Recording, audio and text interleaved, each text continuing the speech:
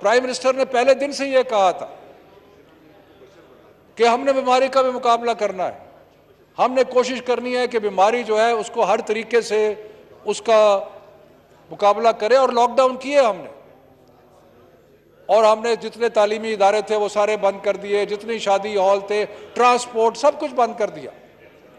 लेकिन साथ साथ एक हमारा सोच ये थी कि अगर हमने मईशत के लिए कुछ ना किया, अगर हमने वो लोगों के लिए रोजगार के लिए कुछ ना किया, तो फिर जो हालात होंगे वो बहुत ही बुरे होंगे।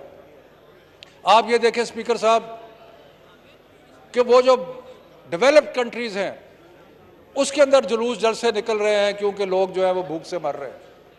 अगर आप अमेरिका में देखें वहाँ पे एहतजाज हो रहे हैं, अगर आप यूरोप में देखें वहाँ पे एहतजाज हो रहे हैं। हिंदुस्तान में हजारों लोग सड़कों पे चलते चलते मर गए वहाँ पे, इसलिए कि बेचारे गरीब लोग, ये आफत जो है ये गरीबों पे ज़्यादा आई है इस लिहाज से कि उनकी मईशत, उनका रोज़मर्रा की ज़िंदगी बेतहाशा मुतासर हुई।